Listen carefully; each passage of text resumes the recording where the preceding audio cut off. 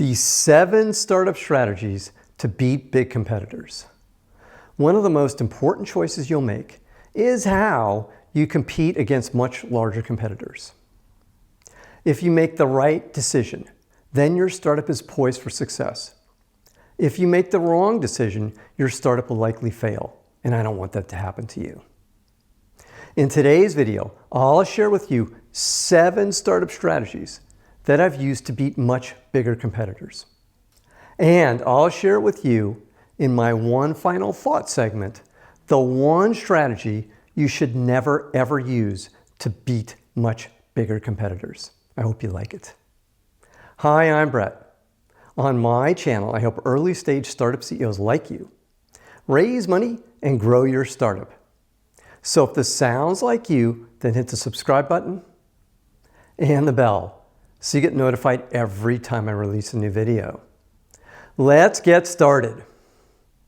The beautiful thing about these 7 strategies is you can use many of them together at the same time. This means you can find ways to make your startup significantly better than your competitors, big and small, across many different approaches. Now, let's go to our first strategy. Number 1, the long tail strategy. I learned this strategy working at Maxim Integrated Products years ago. Maxim used this strategy to grow to over $1 billion in revenue. The long tail strategy is to focus on and emphasize the needs of smaller customers instead of focusing on much larger customers. This strategy works because your larger competitors are focusing on the larger companies, so you eliminate tough competition. For example, in my company's case, our largest competitors were focused on the needs of companies like Apple and Samsung. You can't support everyone, so the long tail of thousands of customers was neglected by our competitors. We built our business by focusing all of our efforts on this long tail group of customers. You end up with a loyal group of customers, and some of these smaller customers become very big customers, which is cool, by the way, that will reward you for supporting them when they were small. Next up is number 2 on our list. Number 2, hit them where they ain't. You may know this strategy as the blue ocean strategy, but I know it from the immortal words of Baseball Hall of Famer Willie Keeler, who said, "Keep your eye on the ball and hit them where they ain't." In other words, hit the ball where there are no fielders and you'll win. That's the blue ocean strategy in a nutshell. Think about how you can be unique and different versus your competition. That's how you win. Every successful company I've been involved with has used a version of the hit 'em where they ain't strategy. You should too. Next, let's move on to this great strategy, which is number 3 on our list. Number 3, speed kills.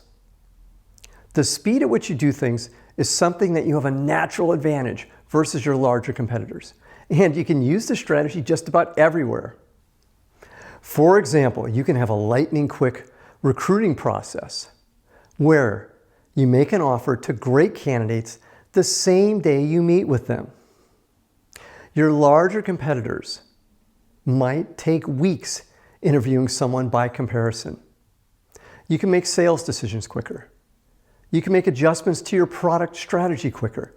Everywhere in your organization, as you can see, you can use speed to your advantage. Now let's move on to one of my favorites on the list. Number 4, the Zappos strategy.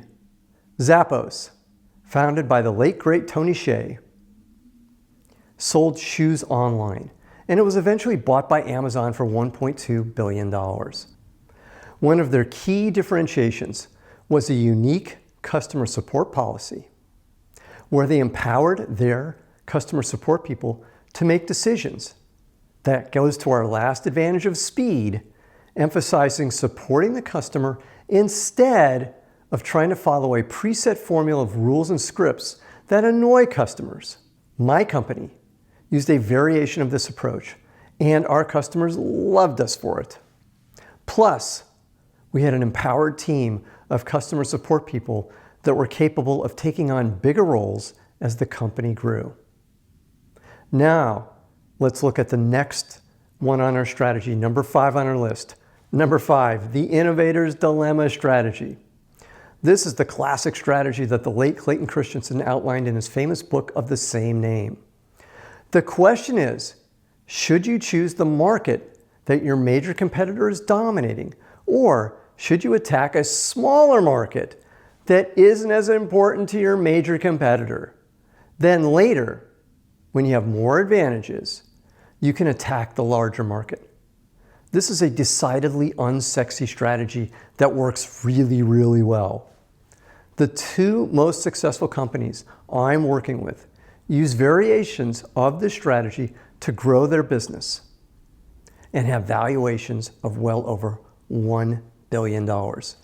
Next is number 6 on our list. Number 6, the 100x better strategy. This strategy is really straightforward. The question you should be asking is, how is your product or service at least 100x better than your established larger competitors? The 100x is arbitrary, but the idea is to realize that you need to be significantly better than the competition, or the market will not notice you. 30% better isn't enough in most markets to get a customer to switch. You need to be so much better, like 100x better, to get customers to take a risk on using an unknown supplier like you to win. Finally, we're on to one of my favorites, which is number 7 on our list. Number 7, the Digi-Key strategy. Digi-Key is one of the largest distributors of electronic components in the world.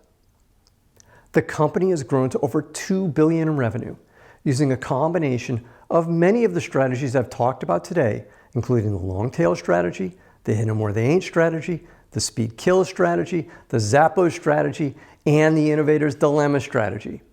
However, the other strategy Digi-Key used is what I'll call the most efficient selling strategy. Digi-Key, unlike its competitors, had no sales force. Instead, the company sold everything at first through catalogs and then everything online.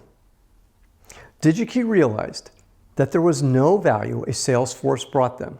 So why have one? Makes sense. This simple strategy, combined with always having inventory of small quantities, which their competition didn't have, giving customers the ability to get parts shipped overnight, which goes to speed, allowed engineers to instantly build prototypes. This is a huge value added in the electronics world. Then, Digi-Key used the innovator's dilemma strategy and sold larger and larger quantities to these same customers as their systems went into production. It's a truly brilliant set of strategies that allowed Digi-Key to significantly differentiate themselves and win in a tough market. Now, if this content is resonating with you, then please hit the like button right now. One final thought. Don't ever try and beat a larger competitor at its own game. This is one strategy that almost always fails.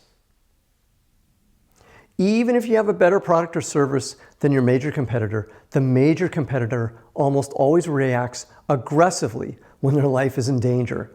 And even though you have a temporary advantage now, the larger competitor will marshal its resources and destroy you. It's the reason why all the other strategies I mentioned today are winners. The idea is to avoid the bigger competitor until you have the forces necessary to defeat the bigger competitor. To quote Sun Tzu, never fight a battle unless you know you're going to win. Now, what did you learn from today's video? Put your answer in the comments column below today's video. And if you have any questions, put them in the comments column too, and I'll be happy to answer them for you. Now, I have one more thing for you today. It's my free startup pitch deck template. It has all the slides you need to develop an awesome pitch deck. Click the link below today's video, and it's yours for free. And if you haven't already, then join my free group of startup CEOs, Zero to Pitch. It's a community for startup CEOs focusing on growing their early stage startups and startup CEOs raising money for their early stage startups. Click the link below to join this group for free as well. Finally, click the subscribe button to get notified every time I release a new video. I'm Brett at brettjfox.com. Thanks for watching today. Take care. Bye.